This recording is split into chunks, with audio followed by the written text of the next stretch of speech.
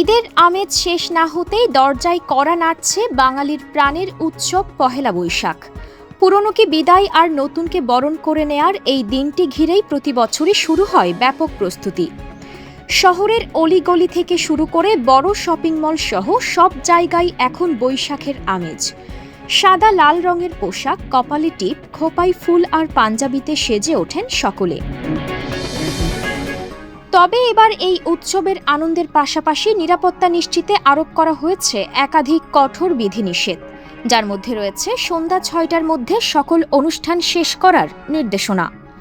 এদিকে বাংলা নববর্ষ ১৪৩৩ উদযাপন উপলক্ষে রাজধানী সহ সারা দেশে নেওয়া হয়েছে কঠোর নিরাপত্তা ব্যবস্থা। স্বরাষ্ট্র মন্ত্রণালয়ের আইন শৃঙ্খলা সংক্রান্ত সভায় নেওয়া সিদ্ধান্ত অনুযায়ী ফানুস উড়ানো, আতশবাজি ফোটানো, গ্যাস বেলুন ও ভুবুজেলা বাঁশি বাজানো সম্পূর্ণ নিষিদ্ধ করা হয়েছে। একই সঙ্গে সব ধরনের বৈশাখী অনুষ্ঠান সন্ধ্যা ৬টার মধ্যে শেষ করতে হবে। নিরাপত্তার স্বার্থে মুখে মুখোশ পরা নিষিদ্ধ করা হয়েছে, তবে হাতে বহনের অনুমতি রাখা হয়েছে।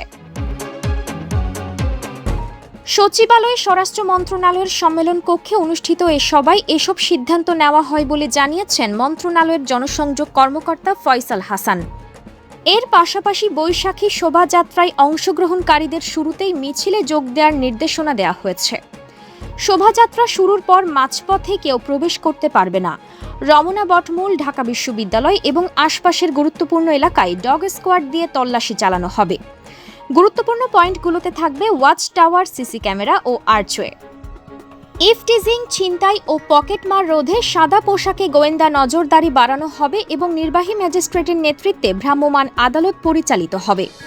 নিরাপত্তার স্বার্থে পহেলা বৈশাখের দিন ঢাকা বিশ্ববিদ্যালয়ের টিএসসি সংলগ্ন মেট্রো রেল স্টেশন বন্ধ রাখার অনুরোধ জানানো হয়েছে। এছাড়াও ১৩ এপ্রিল সন্ধ্যা ৭টার পর ঢাকা বিশ্ববিদ্যালয় এলাকার স্টিকারবিহীন কোনো যানবাহন প্রবেশ করতে পারবে না।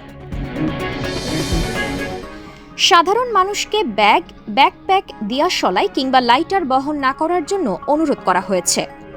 শিশুদের সঙ্গে পরিচয় সংবলিত নোট রাখার পরামর্শও দেওয়া হয়েছে। রমনা পার্ক, সোহরাওয়ার্দী উদ্যান, ঢাকা বিশ্ববিদ্যালয়, হাতিরঝিল ও রবীন্দ্র সরোবর সহ গুরুত্বপূর্ণ স্থানগুলোতে বিকেল ৫টার পর নতুন করে প্রবেশ নিয়ন্ত্রণ করা হবে।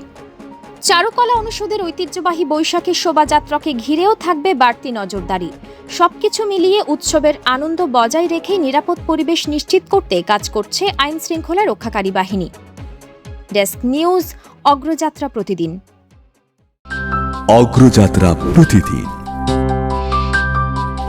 নির্ভীক প্রত্যয়ে উজ্জীবিত।